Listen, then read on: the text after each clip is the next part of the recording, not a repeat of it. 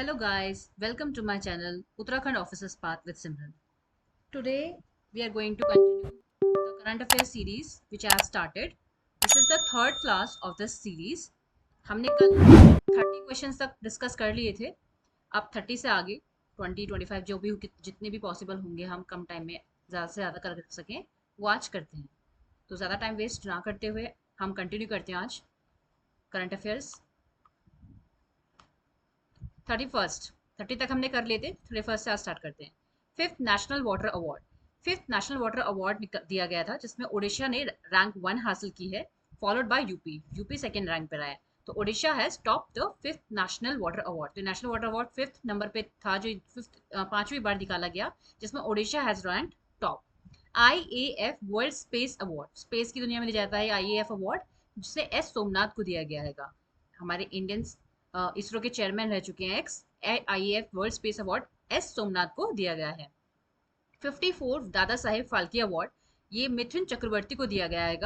54th Dada Saheb Phalke award, 54th Dada Saheb Phalke award is given to Mithun Chakraborty. And first Devika Rani को दिया गया था 1969 में. ठीक है. रामन मैग्सेसे अवार्ड, मैंने स्पेलिंग पूरी नहीं लिखी है बट आपको समझ में आ ही जाएगा. ये रामन मैग्सेसे अवार्ड है. ये 5 लोगों को दिया गया है, एक भी इंडियन नहीं था तो इसलिए मैंने कोई ज़्यादा डिटेल में नाम नहीं लिखे कि सब कौन कौन से देश से किस किसको दिया गया है. It's not much important, but आपको पता होना चाहिए कि ये 5 लोगों को दिया गया है इस बार. इंडिया से कोई भी नहीं है जिनको दिया गया हो. तो रामन मैग्सेसे अवार्ड 5 लोगों को दिया गया है इस बार. Singapore literature award 9 yard saris के लिए प्रसंति राम को दिया गया है. तो 9 यार्ड साड़ीज के लिए प्रसंति राम को सिंगापुर लिटरेचर अवार्ड दिया गया है. विज्ञान रत्न अवार्ड, विज्ञान रत्न अवार्ड जो है पद्मा भन को दिया गया है, पद्माना भन. विज्ञान रत्न अवार्ड इज गिवन टू पद्माना भन. 37th है national film award. National film award जो है तो न्यू दिल्ली में हेल्ड हुए थे, जिसमें से जो बेस्ट फिल्म है वो है आतम. आतम इज द बेस्ट फिल्म जिसे नेशनल फिल्म अवार्ड दिया गया है न्यू दिल्ली में जो कि हेल्ड हुआ था. बेस्ट एक्टर इसमें ऋषभ शेट्टी को दिया गया है. बेस्ट एक्ट्रेस है Nithya and Manasi. And best director है सूरज बरजाटिया. ठीक है. तो नेशनल फिल्म अवार्ड में आपको best film, best actor, actress and best director ये आपको पता होना चाहिए. ठीक है.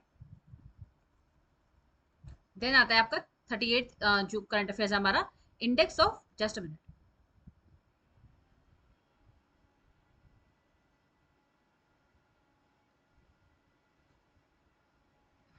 यस, इंडेक्स ISM धान. अच्छा जी, ये जितने भी है सारे इंडेक्स हैं हमारे, सॉरी. ये जितने भी होंगे अब इंडेक्स होंगे, इंडिया की रैंकिंग क्या है वो सब चीजें इसमें हम पढ़ेंगे. ठीक है. ISM धनबाद में जो इंडिया की रैंक है वो 20th रही है globally. World air quality report, world air quality report में इंडिया फिफ्थ रहा है, फिफ्थ रैंकिंग रही है इंडिया की. और दिल्ली को मोस्ट पॉल्यूटेड कैपिटल सिटी के स्थान पे रखा गया है. और ये लगातार काफी सालों से Delhi is the most polluted capital city.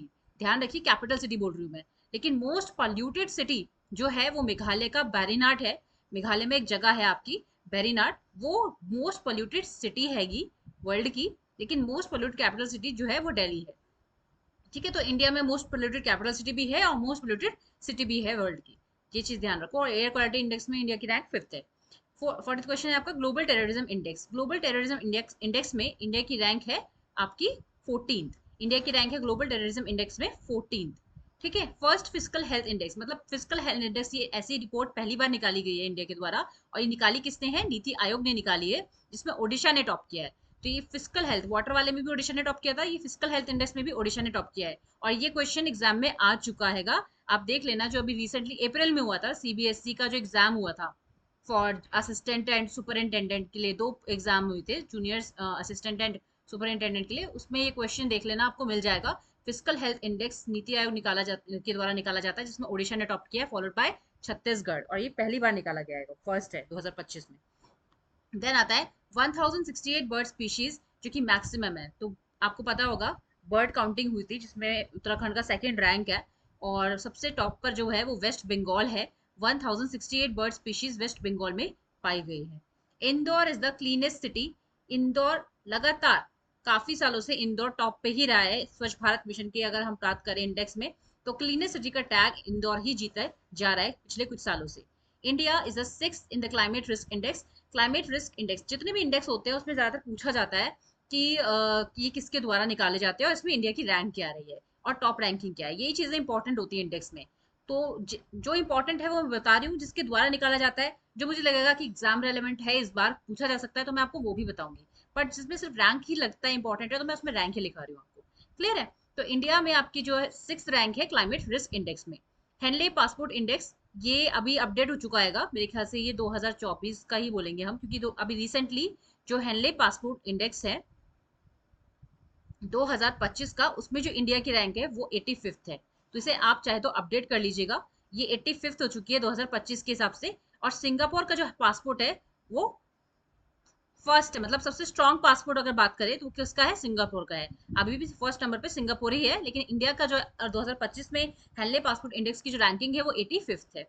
ठीक है, नेक्स्ट है corruption perception index, very important. Corruption में तो हमारा देश बहुत आगे, आपको पता ही है। तो करप्शन परसेप्शन इंडेक्स में इंडिया की रैंक जो है वो 96th है आउट ऑफ 180 कंट्रीज। और ये कौन निकालता है corruption perception index? Corruption perception index is being released by transparency international, और डेनमार्क इसमें फर्स्ट पोजीशन है।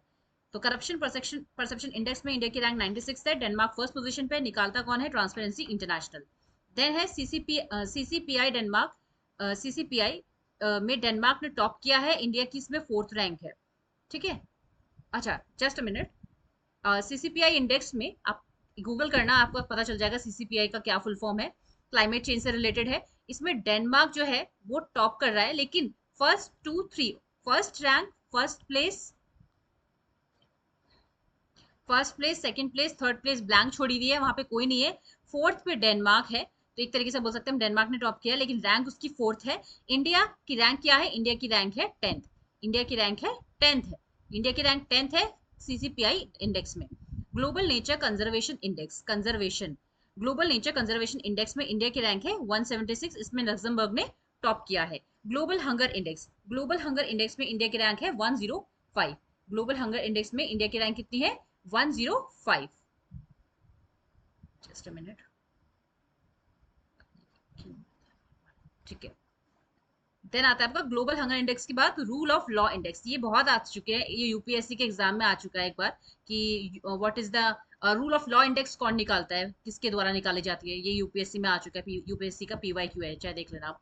वर्ल्ड जस्टिस रिपोर्ट निकालता है रूल ऑफ लॉ इंडेक्स, इसमें इंडिया की रैंक जो है वो 79th है, और डेनमार्क ने इसमें टॉप किया है रूल ऑफ लॉ इंडेक्स में।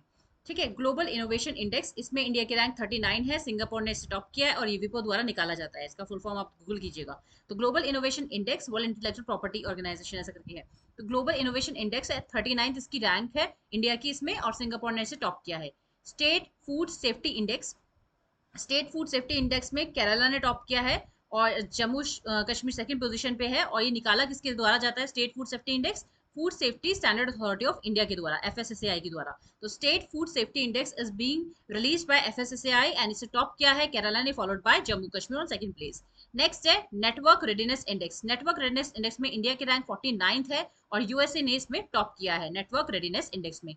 54th है global AI readiness index, AI मतलब artificial intelligence. Global readiness index में इंडिया की रैंक है 72, एंड सिंगापुर ने इसमें टॉप किया है। तो सिंगापुर देखोगे आप बहुत जगह पे टॉप है। पासपोर्ट इंडेक्स में भी सिंगापुर ने टॉप किया है, ग्लोबल एआई रेडीनेस इंडेक्स में भी सिंगापुर ने टॉप किया है। नेक्स्ट है सूरत स्वच्छ वायु। सूरत स्वच्छ वायु, जस्ट अ मिनट, इसमें कुछ मिस आउट हो गया लगता है। चलो इसमें मैं ढूंढूंगी क्या चीज मिस आउट हो गई है।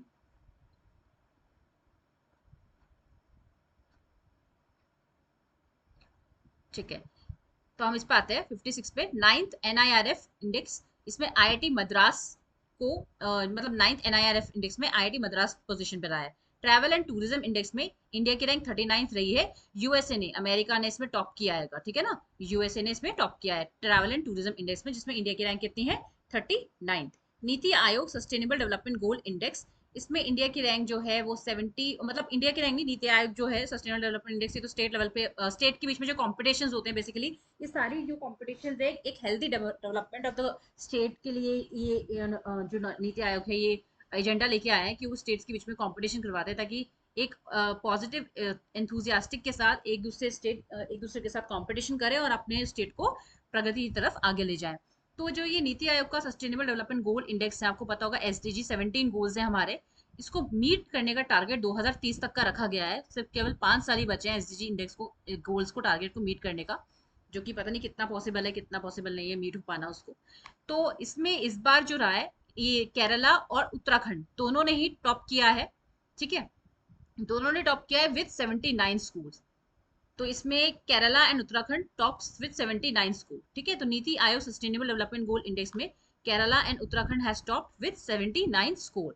नेक्स्ट है आपका स्पोर्ट्स। माय गॉड, क्या हो रहा है, क्या इशू हो रहा है इसमें, तो चलने भी नहीं हो रहा है।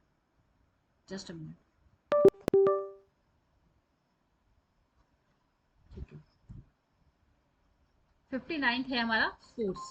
चलो स्पोर्ट्स का सेक्शन स्टार्ट हो रहा है। आज के लिए हम यहीं तक करते हैं। ठीक है, 58 तक हमने करा है, 59 स्पोर्ट्स का सेक्शन हम कल करेंगे। तो आज की वीडियो में हमने कम से कम 30 क्वेश्चंस करंट अफेयर्स के कवर अप कर लिए हैं इस सीरीज में। ये हमारी आज की थर्ड क्लास थी। बाकी के करंट अफेयर्स हम कल कंटिन्यू करेंगे। तब तक के लिए थैंक यू। एंड प्लीज, अगर आपको इससे फायदा हो रहा है, आपको इस वीडियो से कोई भी लाभ हो रहा है, तो इसको लाइक कीजिए, सब्सक्राइब कीजिए एंड शेयर कीजिए आगे भी। क्योंकि मैं देख रही हूँ व्यूज तो है आ रहे हैं, लेकिन लाइक सब्सक्राइब बहुत ही कम है। तो प्लीज आप इसे राइस कीजिए एंड शेयर कीजिए आगे भी, ताकि और लोग भी हमसे जुड़ सके एंड मुझे भी फ्यूल मिल सके आप लोगों के साथ इसे कंटिन्यू करने में। एक न्यूज़ है, अभी ही कुछ ही देर बाद मैं एक और वीडियो लेके आने वाली हूँ, जो कि उत्तराखंड लोअर पीसीएस से रिलेटेड मैं बनाऊंगी। आपको पता ही होगा, लोअर पीसीएस का रिजल्ट आ चुका है, मेरा भी क्लियर हो गया है प्रीलिम्स इसमें। तो मैं भी मेंस की प्रिपरेशन कर रही हूँ, साथ ही साथ आपको भी मैं इसमें कराऊंगी। तो जो सिलेबस है आपने देखा ही होगा, चेंज हो चुका है, एग्जाम पैटर्न चेंज हो चुका है।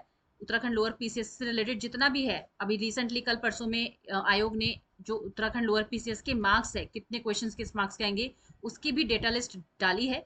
तो वो भी मैं आपके साथ शेयर करूंगी दो अलग अलग वीडियो में। तो इसके बाद मैं उत्तराखंड लोअर पीसीएस से मेन से related strategy, syllabus and exam pattern discuss करूंगी। आप मेरे साथ उसमें जरूर जुड़िएगा। सो मिलते हैं अगली वीडियो में, तब तक के लिए थैंक यू।